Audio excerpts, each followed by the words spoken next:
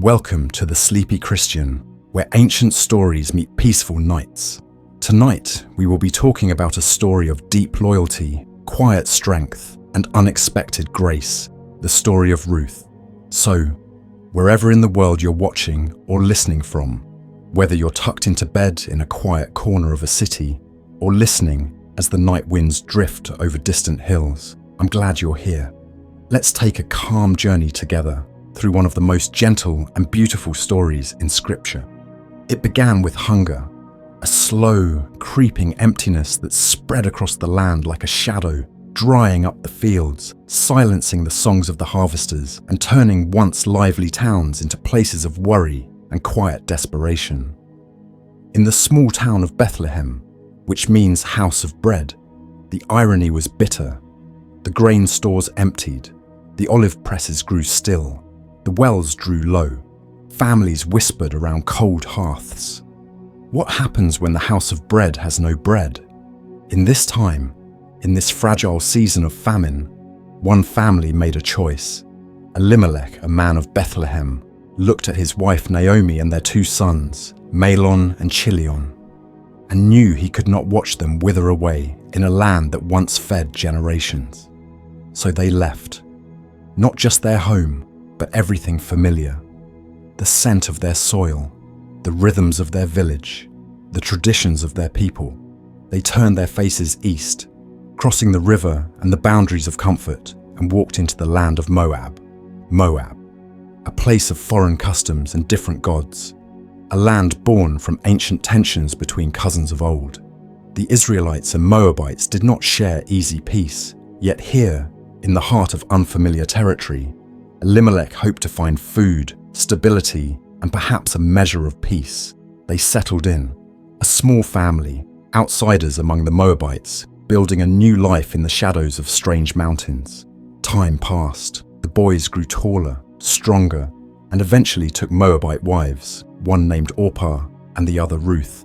The family's roots began to stretch quietly into Moabite soil. There was no great celebration, no prophecy or divine vision, just ordinary days full of work, meals, laughter, grief, the ordinary rhythm of life.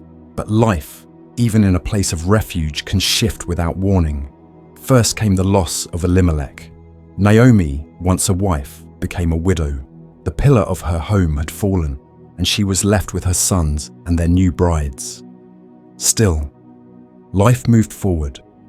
Perhaps Naomi found comfort in watching her sons build their homes, in hearing the voices of her daughters-in-law echo through rooms that once felt too quiet. But then, the unthinkable. Mahlon and Chilion, her sons, died too. We are not told how. We only know that grief piled upon grief, and the woman who had once left Bethlehem with her hands full now stood in a foreign land with empty arms. No husband, no sons. Only Ruth and Orpah remained, her daughters-in-law, also grieving, also now widows. Three women surrounded by silence, caught in the same sorrow, but each with a different heart. There is a special kind of ache in being far from home when everything falls apart. Naomi could have stayed in Moab, perhaps grown old quietly among people who had come to know her, but something stirred. A whisper from Bethlehem reached her. The Lord had visited his people and given them food. Bread again, in the house of bread. It was enough, not just food, but the thought that the God of her people had not forgotten them. So Naomi rose, not just physically, but inwardly. She began the journey back, not knowing what she would find, not expecting comfort or acclaim, but drawn by the hope that maybe, just maybe, there was still life waiting for her where it had once begun. And so the road opened before her. Dusty, uncertain, leading through valleys and memories, a road that would not only take Naomi home, but set in motion a story that would quietly ripple through history. A story of love, redemption, and divine grace, born from hunger and heartbreak. Grief has a strange way of making the world feel both heavy and hollow at the same time. For Naomi, the quiet after her sons' deaths was unlike anything she had ever known. There were no more voices in the morning, No footsteps across the floor, no laughter, no arguments, no questions or answers, only silence. And in that silence, she carried not just her own sorrow, but the unspoken grief of Ruth and Orpah too. 3 widows under one roof, each remembering different men, each carrying different pieces of what had been lost. The weight of memory can sometimes press harder than the event itself. It wasn't just that Naomi's husband and sons had died. It was that the life she had envisioned, the future she had once held tightly in her hands, had completely unraveled. Her identity, her security, her very name, they all felt uncertain now. And then came the moment of decision. Naomi could no longer stay in Moab. The land had once offered refuge, but now it held only reminders. Every corner of the house whispered with absence. Every face in the market was foreign. And then came the news, a quiet ripple that stirred her soul. The famine in Judah had ended. The Lord had visited his people. There was bread once again in Bethlehem. The message reached her not like a shout, but like a gentle breeze. One that spoke not only of food, but of God's presence, of divine mercy returning to a weary people. That was all Naomi needed. Not a grand vision, not a guarantee of happiness, just the knowing that God had moved again. So she stood up, and with tired hands and a determined heart, she prepared to return. Ruth and Orpah rose with her. Of course they did. These were not just daughters-in-law in title, they were family now, bonded through shared suffering and years of daily life. They had sat beside her at gravesides. They had held her hand when tears wouldn't stop. They had laughed with her once, long ago, when joy still found its way into their evenings. And so the 3 of them set out together, walking the same dusty path Naomi had taken years earlier, but now in reverse. Each step was a farewell to the life they had known, and each mile carried them further into uncertainty. Naomi, though, was deep in thought. She knew what lay ahead and what didn't. She knew what it meant to be a foreigner in Israel. She knew what kind of life Ruth and Orpah could expect if they followed her. It was not a path of ease, and it would not be kind to Moabite women trying to make a home among Israelites. So Naomi stopped. Somewhere along the journey, she turned to them and spoke words heavy with both love and pain. "Go back," she said softly. "Return to your mother's homes. May the Lord deal kindly with you, as you have dealt with the dead and with me." It wasn't rejection, it was protection. She wasn't pushing them away out of coldness. She was trying to give them a better chance at life. She blessed them, praying that they would find rest, that they would remarry, that they would be held by new arms and rebuild their stories in familiar places. Then she kissed them, and the 3 women wept. That kind of weeping that comes when love is being pulled in different directions. Orpah and Ruth clung to her, hearts torn between past and future. They had started this journey together, but now the road was asking them to choose. Orpah cried, and with trembling lips, kissed Naomi goodbye.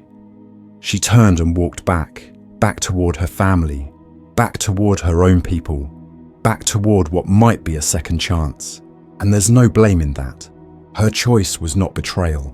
It was survival. It was reasonable. But Ruth stayed. Ruth did not move. Naomi tried again. "See, your sister-in-law has gone back. Follow her." But Ruth lifted her eyes and answered with words that would echo through history. Her voice was steady, filled with something more than loyalty. It was covenant. "Do not urge me to leave you or to turn back from following you. Where you go, I will go. Where you stay, I will stay.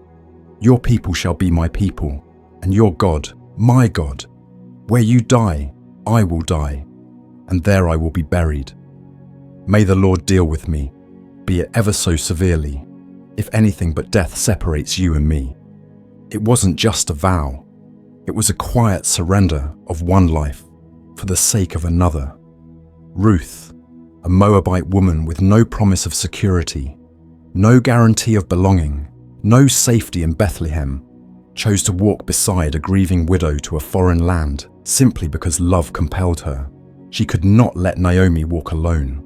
She would not return to comfort if it meant leaving someone she loved in sorrow. And Naomi, seeing that Ruth was determined, said nothing more. The road ahead was long, but they would walk it together. Two women, one older, wearied by loss, one younger, steady with courage.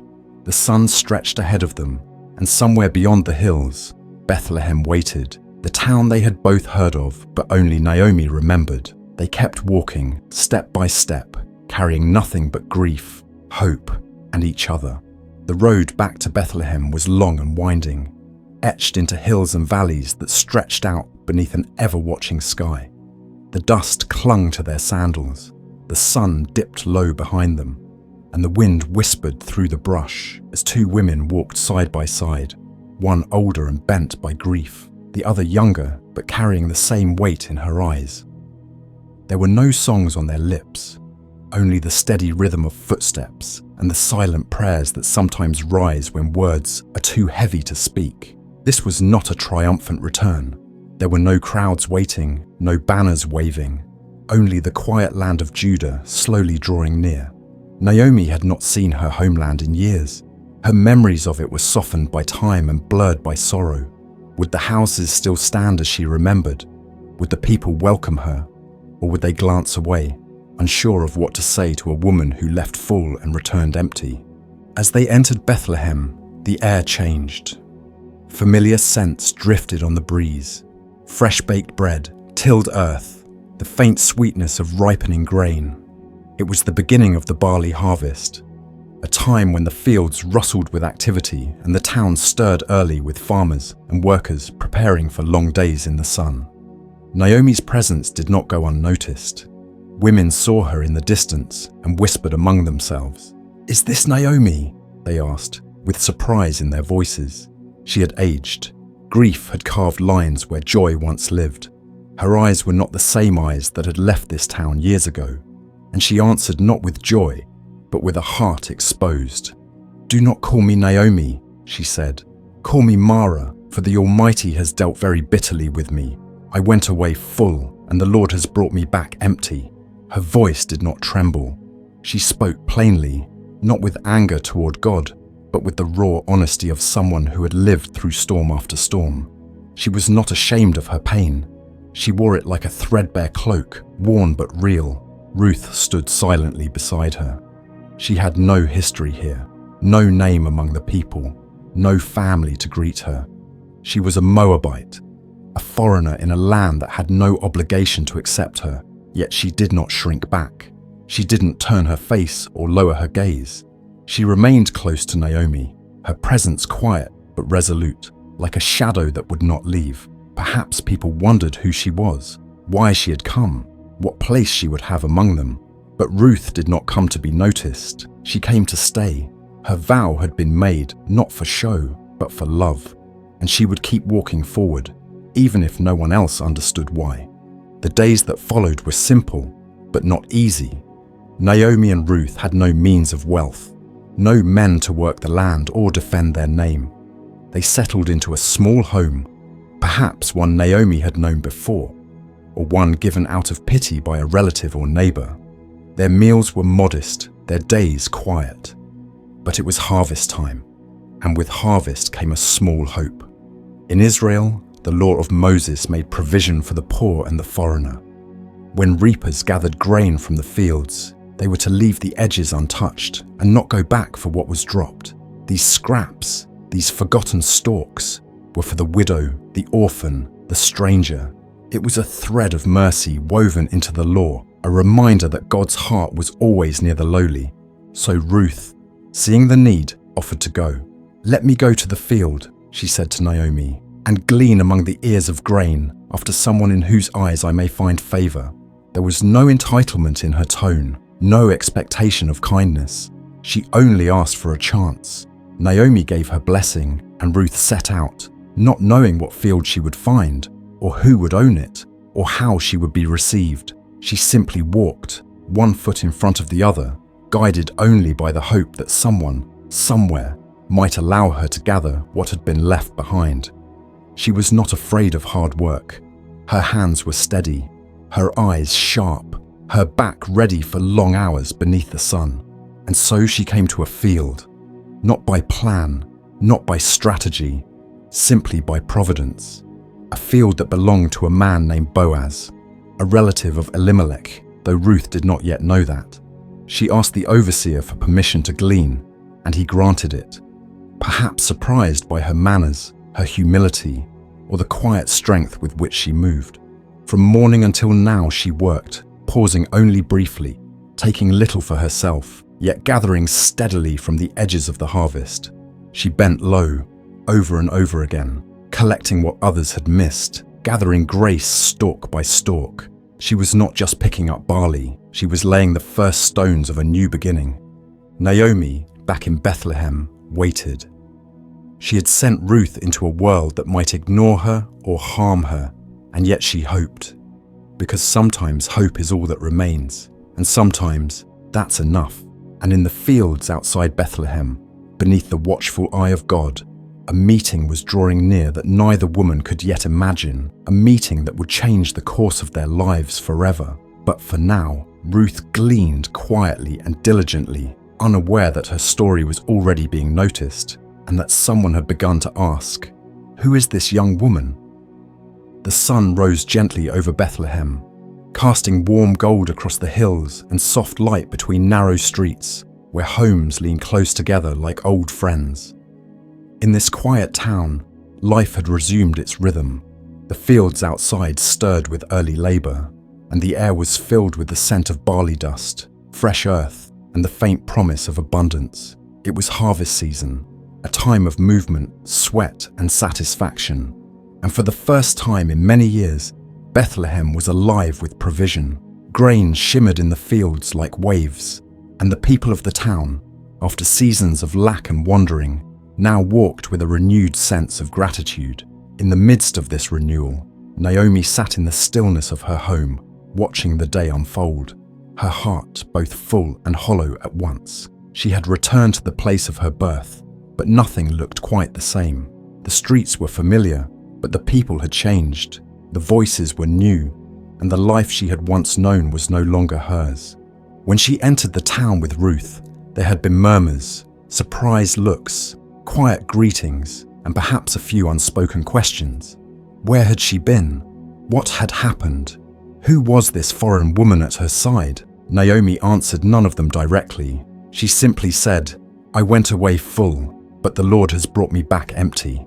And yet, in the evenings, when Ruth returned from the fields with arms full of grain, Naomi felt something stir again, a flicker, a glimmer, not joy perhaps, but the early tremble of hope. Each night Ruth came home tired, her hands scratched from the husks, her back aching from bending, but her eyes calm. She spoke little of her day, only enough to mention whose field she had worked in and how she'd been treated. But the name she spoke one evening changed everything. Boaz. Naomi looked up at that name, her expression shifting from weariness to wonder. Boaz. She knew him, a relative of her late husband Elimelech, a man of standing, of kindness, of honor. Her mind raced gently back through memory. She had not seen him in years, yet she remembered the stories, the way people spoke of him with respect. That Ruth had ended up in his field was no coincidence. Naomi felt it, that subtle but unmistakable nudge of providence. The divine hand moving quietly in the backdrop of ordinary events. "This man," she said slowly, "is a close relative of ours, one of our redeemers." Ruth listened, perhaps not fully understanding what those words meant, but trusting Naomi's tone. In Israel, a redeemer was someone who could protect, rescue, even marry the widow of a deceased family member to preserve the family name and land. It was a sacred role, one not taken lightly, one not required, but one rooted in mercy and restoration. In the days that followed, Ruth returned to Boaz's field again and again. He had told her to stay there, to remain close to his young women, to drink from the water drawn by his men. He had spoken to her gently, asking not just about her work, but about her journey, how she had left her homeland, how she had stayed with Naomi. how she had come under the wings of a God she had not known in childhood. Boaz was not just generous, he was attentive. And Ruth, though humble, began to feel safe in that field. Each morning, she rose and walked through the town toward those golden hills, and each evening she returned with food, with stories, with quiet contentment written into her tired steps. Naomi watched it all unfold with a wisdom born of both pain and patience. She saw the favor Ruth was receiving. She heard the kindness in Boaz's actions.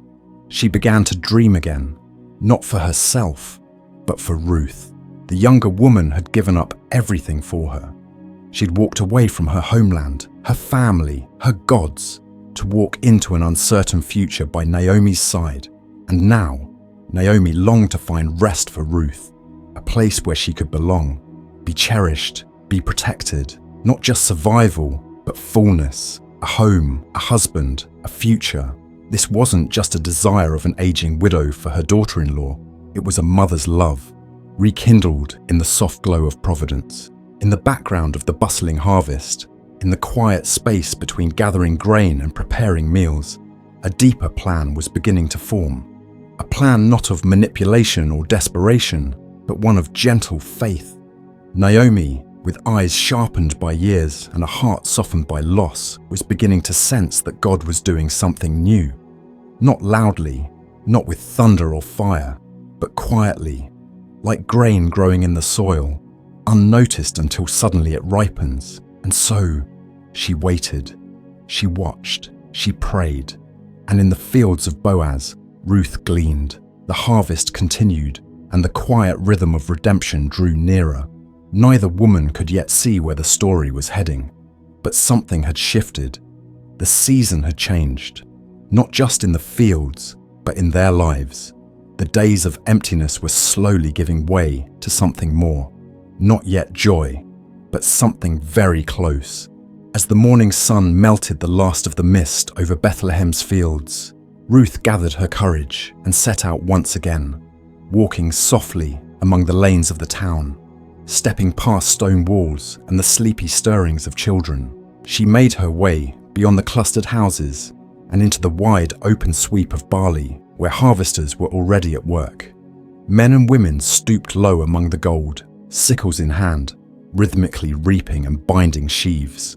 There was a gentle chaos to it, the sound of blades swishing, laughter rising here and there, the murmur of workers as they moved through the crop. This was not Ruth's land, not her people, but she moved quietly, respectfully, hoping to gather what little she could for herself and Naomi, knowing that every grain she collected was an answer to their hunger. The law of the land allowed her this grace, a centuries-old kindness that made a place for the widow, the poor, and the stranger, letting them pick from the edges of the field and collect the overlooked stalks. Yet Ruth's heart beat faster each time she bent to gather, aware that she was an outsider, a Moabite, watched by unfamiliar eyes. Some looked on her with curiosity, others with indifference, but she kept her focus, working from morning until evening, her hands raw but her resolve strong. Every handful of barley was a small victory, proof that she would not let grief or fear define her. In the midst of the busy field, a new figure appeared, Boaz, the owner himself, a man respected in Bethlehem for his uprightness and his kindness. He greeted his workers with warmth, and they replied, "The Lord bless you." Boaz's eyes swept across his fields, pausing when he noticed Ruth, working quietly, gleaning with care among the other women. He asked the overseer, "Whose young woman is this?" The overseer explained, "She is the Moabite who came back with Naomi," she asked politely to glean, "and she has scarcely rested since the morning." There was something in her diligence, something in her quiet spirit that stood out even among strangers. Boaz called to Ruth, his voice gentle, his words full of welcome rather than suspicion. "Listen, my daughter, do not go to glean in another field, nor leave this one, but stay close to my young women. Keep your eyes on the field that they reap, and go after them. I have charged the young men not to touch you, and when you are thirsty, go to the vessels and drink what the young men have drawn." Ruth, taken aback by such favor, bowed low. Why have I found favor in your eyes, that you should notice me, a foreigner?" she asked, her voice quiet but clear. Boaz smiled, speaking words that washed over Ruth like cool water. "All that you have done for your mother-in-law since the death of your husband has been fully told to me, how you left your father and mother and your native land and came to a people you did not know before. The Lord repay you for what you have done, and a full reward be given you by the Lord, the God of Israel, under whose wings you have come to take refuge." For Ruth, those words settled something deep within her, a gentle reassurance that her sacrifices were not forgotten, that her story was seen not only by people, but by God himself. From that moment, Ruth gleaned not as an invisible outsider, but as a welcomed guest. At mealtime, Boaz invited her to sit with his workers, to eat bread, dip her morsel in vinegar, and share in the roasted grain. He offered her more than she could eat, and when she rose to glean again, Boaz quietly instructed his young men to let her gather even among the sheaves, and not to rebuke her. In fact, he told them to pull out some bundles from the harvest and leave them for her to pick up. Ruth's basket filled quickly. Her arms grew heavy with blessing. She worked until the sun fell low, the sky painted in shades of pink and orange, and then she gathered up her gleanings, an ephah of barley, more than enough for herself and Naomi. Returning home that evening, Ruth entered with the bounty of her labor. Naomi's eyes widened at the sight, her heart stirring with a new hope. "Where did you glean today? Blessed be the man who took notice of you," she exclaimed. When Ruth spoke the name of Boaz, Naomi's face softened with both surprise and recognition. "May he be blessed by the Lord, whose kindness has not forsaken the living or the dead," Naomi said, her voice trembling with something like awe. She explained to Ruth that Boaz was more than a kind stranger. He was a close relative, one of their kinsman redeemers, someone who could offer them security and perhaps a future they had never dared imagine. In the days that followed, Ruth remained close to the women of Boaz's household, gleaning through both the barley and wheat harvests. She returned each evening to Naomi, never empty-handed, and each day the people of Bethlehem saw her, working diligently, quietly carving out a place for herself, not through demand or complaint, but through humble labor and unwavering loyalty.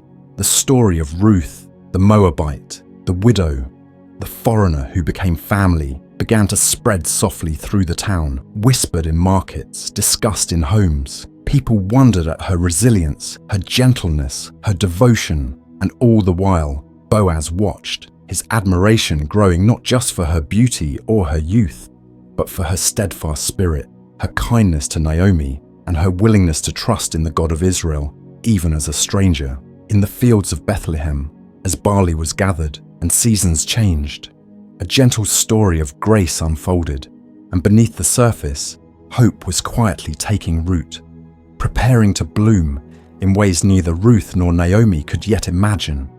As the sun traced its slow arc across the sky, and the days slipped into one another with the rhythm of the harvest, Ruth found herself welcomed deeper into the gentle world of Boaz's fields.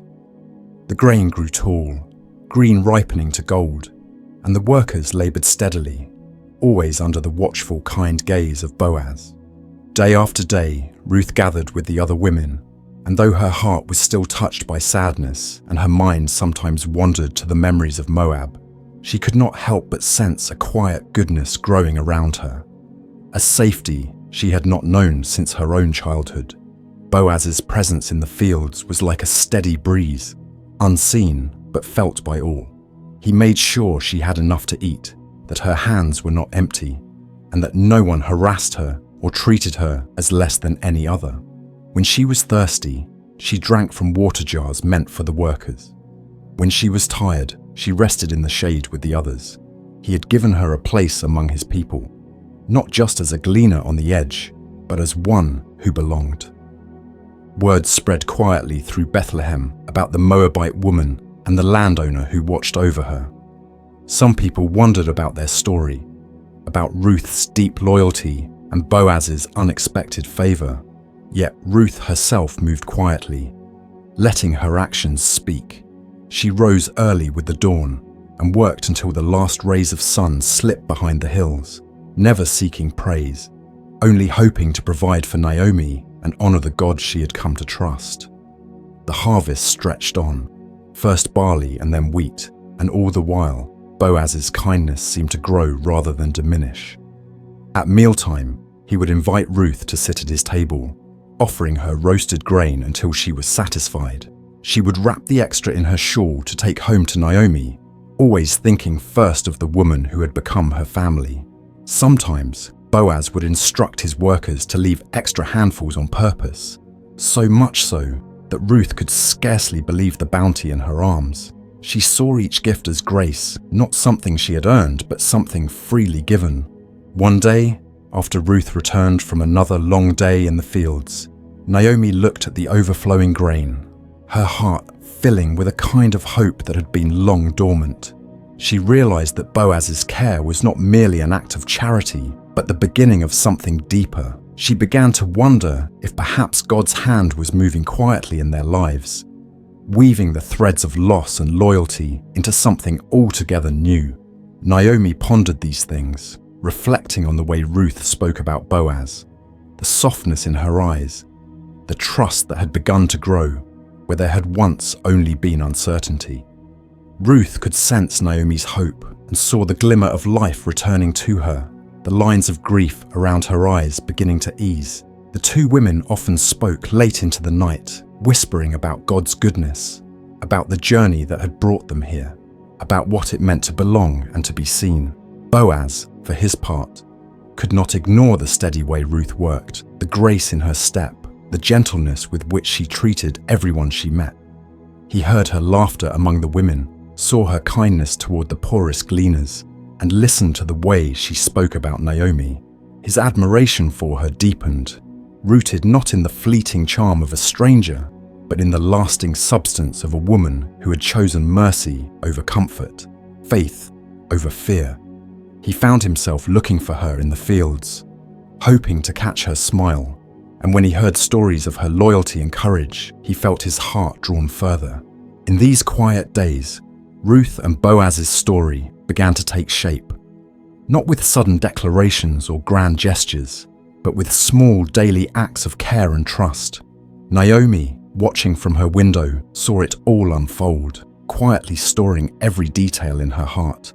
She recognized the spark of redemption, a thread of hope spun from sorrow, and she began to trust that God, who had brought them back to Bethlehem empty, might be ready to fill their lives with something unexpected and beautiful.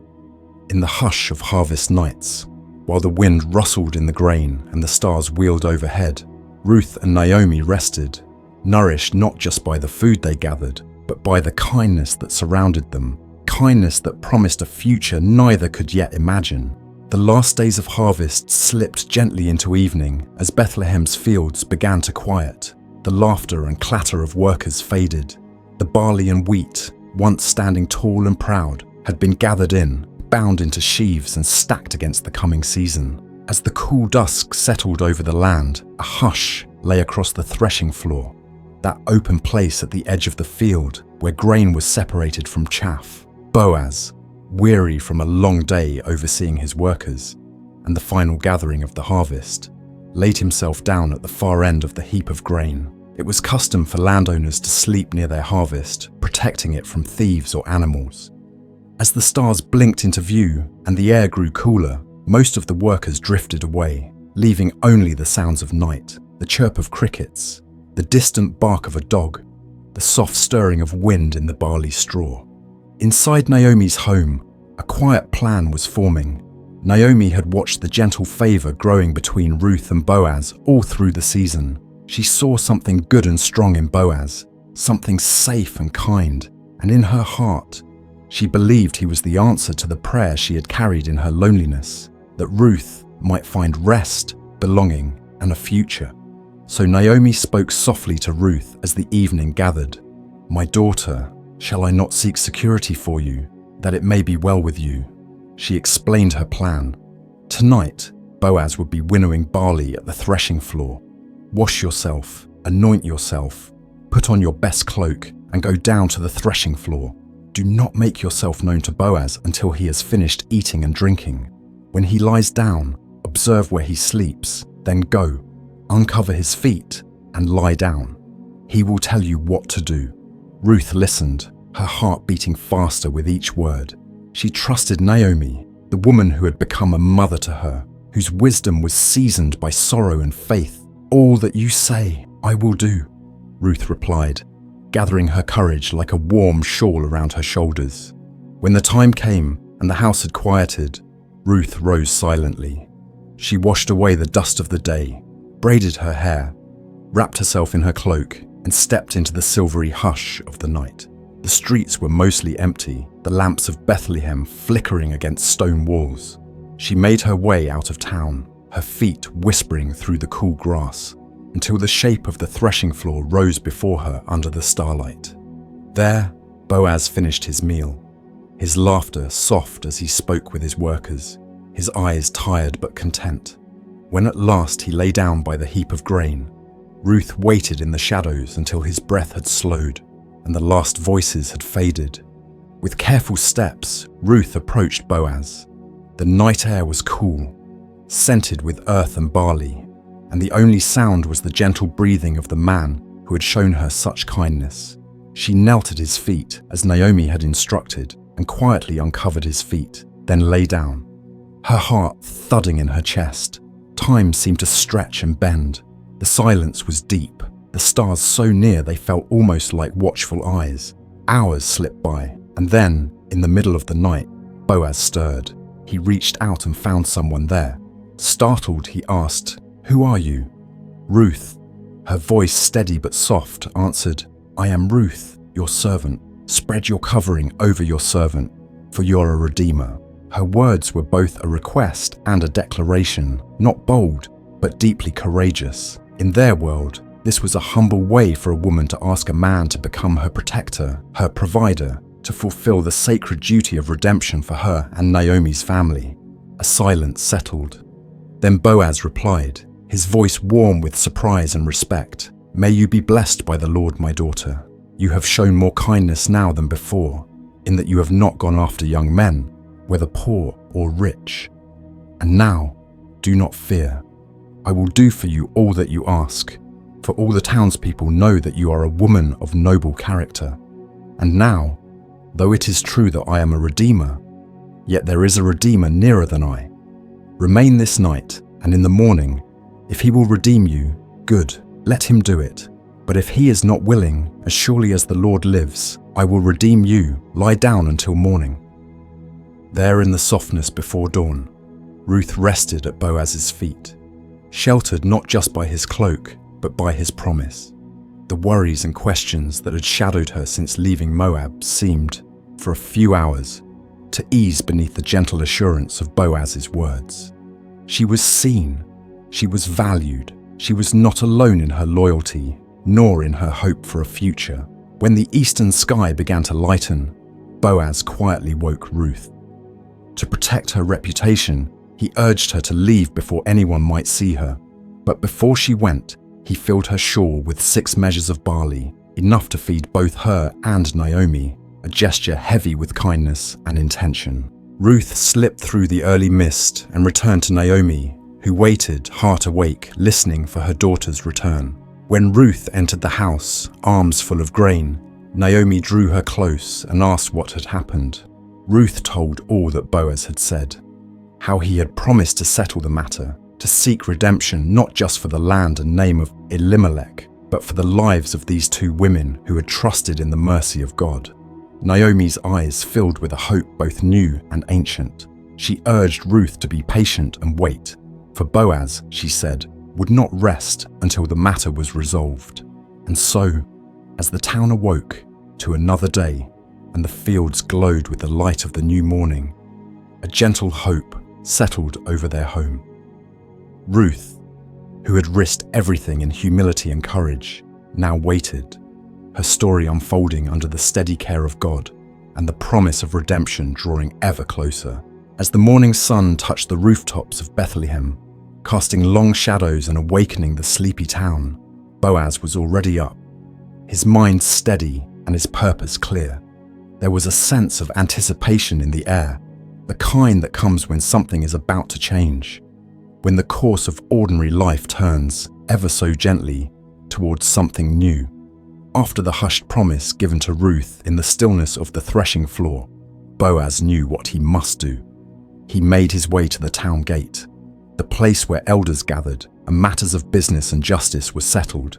It was here that people passed on their way to the fields, that traders stopped with their goods, and that the most important decisions of the community were made beneath the open sky. Boaz took a seat, and soon the man who was a closer redeemer, the one who by custom had the first right to redeem Naomi's land and care for her family, happened to pass by. Boaz called out to him, inviting him to sit. As others gathered, 10 of the elders joined, creating a circle of witnesses as was the custom of their people. The business was brought forward quietly, with respect and wisdom. Boaz explained the situation. Naomi, who had returned from Moab, was selling the piece of land that belonged to their relative Elimelech. "If you will redeem it, he said to the man. At first, the closer kinsman agreed, seeing only the land and what it could add to his name. But then Boaz added, "The day you buy the land from Naomi, you also acquire Ruth the Moabite, the widow of the dead, in order to maintain the name of the dead with his inheritance." With those words, everything shifted. The closer redeemer paused, his mind turning. To redeem the land meant to welcome Ruth, to raise children in Elimelech's name, to take on a legacy and a responsibility. It was not just about fields or profit, but about family, history, and the continuation of a story that might otherwise end. The man thought carefully, then spoke. "I cannot redeem it for myself, lest I impair my own inheritance.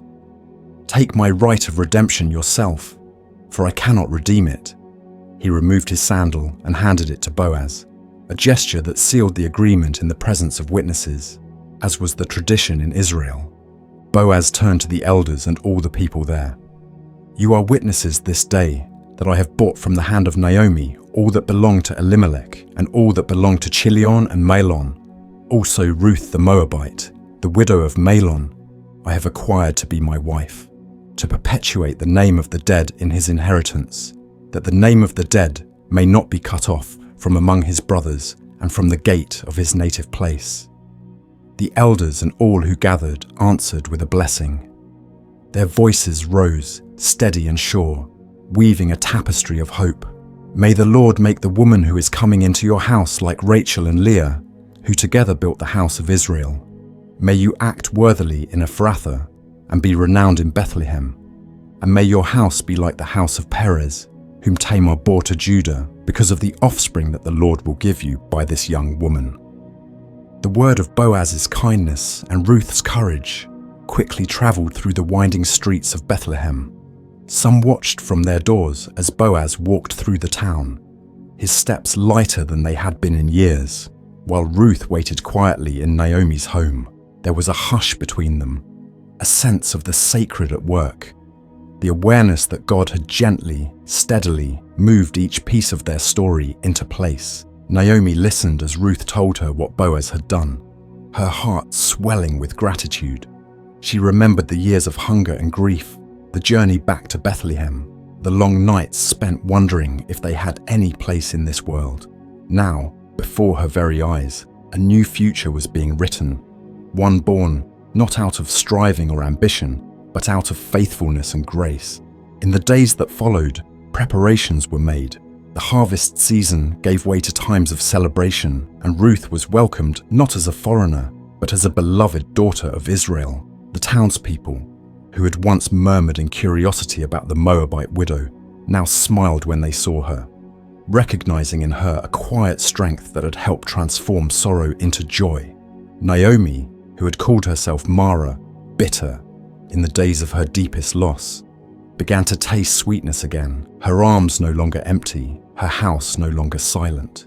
In the gentle rhythms of daily life, Boaz and Ruth grew closer, not only as redeemer and redeemed, but as partners and friends, discovering in each other the miracle of second chances.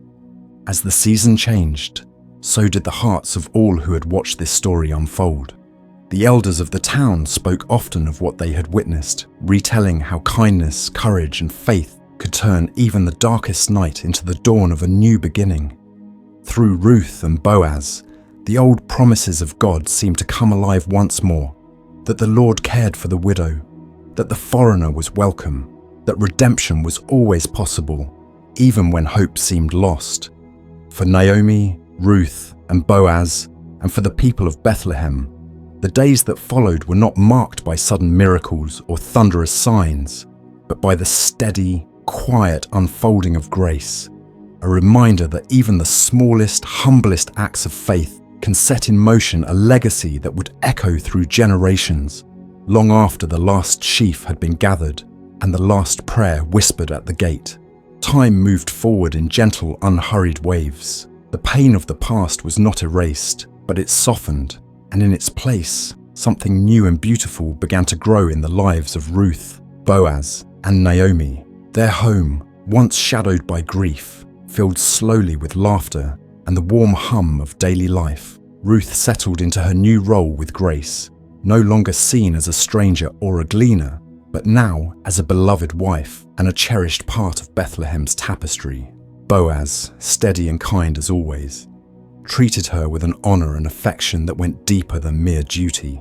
There was a quiet respect between them, a mutual trust and gratitude for all that had been endured to arrive at this season. Naomi, who once called herself Mara in her sorrow, felt the bitterness of her soul gradually lifting. Her heart, long weighed down by loss, began to feel light again. She found purpose in her days, helping Ruth, tending the home, and being greeted in the market with kindness and recognition by neighbors who now saw her as someone restored, someone whose story had turned from emptiness to abundance. One morning, as the air hinted of spring and the earth was soft and fragrant after the winter rains, Ruth discovered she was with child. The news fluttered in her chest, both a miracle and a mystery, a promise fulfilled in her own body. She shared the news with Boaz, whose face glowed with joy, and then with Naomi, whose tears spilled over, not of grief, but of gratitude so deep she could barely speak. The house came alive with anticipation. Naomi prepared special foods and made space for the coming baby, her movements infused with a hope she had almost forgotten how to feel. Ruth felt the changes in her body as a gentle reminder of the faithfulness that had brought her so far. And Boaz took extra care with every task, eager for the future that was now blooming in their home. As the days passed, word of Ruth's pregnancy spread through Bethlehem. The women of the town, who had once whispered about the Moabite woman from a distance, now visited often, offering advice, sharing stories, and helping Ruth prepare for motherhood. They celebrated with her, blessing her journey, their acceptance a sign that the barriers of the past had been truly overcome. Naomi, for her part, found a new sense of belonging among these women. They no longer pitied her, instead they rejoiced with her, seeing in her life a testimony to the mysterious and merciful ways of God. She was no longer simply Naomi or Mara, but the matriarch of a new beginning. When the time came for Ruth to give birth, the whole town seemed to pause, waiting for the news to reach every home. The birth itself was simple, quiet, sacred. Ruth held her son in her arms, her heart flooded with a love she had never known. Boaz stood by, awe and tenderness mingling in his eyes. Naomi, her hands trembling with joy, took the child from Ruth, holding him close, whispering blessings and thanksgiving. The women of the town gathered, voices rising in song and laughter, proclaiming, "Praise be to the Lord, who this day has not left you without a redeemer. May his name become famous in Israel. He will renew your life and sustain you in your old age. For your daughter-in-law, who loves you and who is better to you than 7 sons, has given him birth." They named the baby Obed. With each passing day, he grew strong and healthy, the light of his grandmother's eyes and the delight of his parents' hearts. Naomi poured herself into his care, her hands steady, her spirit peaceful. She was no longer empty, no longer lost. She'd been given a second chance, a story rewritten by the faithfulness of God and the loyalty of those who loved her. Ruth and Boaz watched their son grow, marveling at every small milestone, giving thanks for the journey that had brought them from sorrow and exile into the fullness of family. Their love, shaped by hardship and redemption, became the quiet foundation of their home. Obed would one day become the father of Jesse, and Jesse the father of David, the shepherd king who would write songs in the fields of Bethlehem, the ancestor of kings, and generations later, the line from which Jesus would be born. But for now, in the gentle light of their home, all that mattered was the joy of new life, the laughter that filled the air, and the comfort of knowing that God's plans are often written not in the thunder, but in the small daily gifts of love, kindness, and hope. Ruth, Boaz, and Naomi rested in the peace of this truth, grateful for every moment, trusting that their story would echo far beyond the walls of their little house, rippling quietly through time as a testament to what is possible when hearts choose loyalty, mercy, and the gentle path of grace. Now, as the story quiets and the gentle night settles around you, let your heart linger in the soft light of Ruth's legacy, a legacy born not from power or greatness, but from the small, faithful steps taken day after day in trust and love. The home of Ruth and Boaz grew peaceful, filled with the warmth of ordinary blessings, the laughter of a child, the simple pleasures of shared meals, the soft hush of Naomi's stories in the evening, and the steady, reassuring presence of Boaz's kindness. Life no longer rushed or strained against sorrow, but unfolded like the fields in spring. Each day a new beginning, each night a gentle closing. In the quiet of these days, Ruth found contentment, not in grand dreams or distant hopes, but in the nearness of family, in the sound of Obed's laughter, in Naomi's satisfied smile, in the blessing of a husband whose love was proven not in words alone, but in every gentle deed. As the years passed, the town of Bethlehem watched the family with fondness, remembering where Ruth had come from and marveling at how her story had been transformed. Children grew, seasons changed, and the house that had once known emptiness now overflowed with the peace of belonging. Ruth's name became one of whispered reverence among the women of Bethlehem, her story told beside fires, at the market, during festivals, a story not just of survival, but of hope that blossoms from hardship and loyalty that outlasts all storms. Boaz continued to live with integrity, respected by his neighbors, honored for the way he used his strength not to dominate but to protect, not to enrich himself but to lift others. Naomi, who had once believed her life was finished, now saw every day as a gift, every sunrise as another chance to give thanks.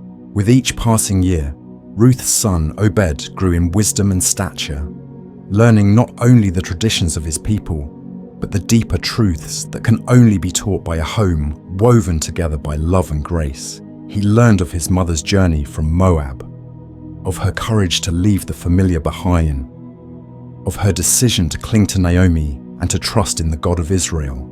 He learned from Boaz what it meant to act with quiet honor, to offer protection and generosity, to seek justice not for himself alone, but for the vulnerable and the forgotten. And from Naomi, Obed learned that even the deepest sorrow can be redeemed, that joy can return, and that the hand of God can be traced in the gentle unfolding of ordinary days. Ruth's story, as the people later understood, was not only about her or about Naomi or even about Boaz, but about the way small choices, acts of loyalty, kindness, and faith can ripple outward, touching lives far beyond what the eye can see. Her legacy was not just a child, not just a lineage, but a reminder that God works through the willing heart, through those who do not seek the spotlight, but who move quietly in faith, trusting that goodness will grow from even the hardest soil. In the stillness of many nights, Ruth may have reflected on all that had passed, the loss, the journey, the fields, the meeting with Boaz, the birth of Obed, and the gentle peace that had settled into her bones. She knew that God had not abandoned her, that every hardship had led her to a place of blessing she could not have imagined in the bitterest days of her past. Bethlehem itself would remember this family. Their story passed from one generation to the next until, in the fullness of time, it was known that Ruth, the Moabite, the outsider, was a mother in the line of kings, and from her line would come David, the shepherd poet, and generations beyond him, the Saviour promised by God. And yet, for Ruth, the deepest joy was never found in the distant future, but in the present, the steady heartbeat of love, the circle of arms around her each night, the knowledge that she belonged, and that her life, though marked by hardship, had become a story of grace. Now, as you rest and the world grows quiet, let your thoughts drift like soft clouds over the hills of Bethlehem. Let your worries fall away. Breathe deeply, letting peace settle into the places that ache, and remember that even in the humblest beginnings, in the gentlest choices, in the smallest acts of faithfulness, God weaves stories that will outlast the night. Sleep gently now, wrapped in the comfort of Ruth's journey, knowing you two are seen, that your story matters, and that the one who cared for Ruth cares also for you, guiding each step, redeeming each sorrow, and bringing new light with every dawn. Good night, beloved listener. Rest in peace,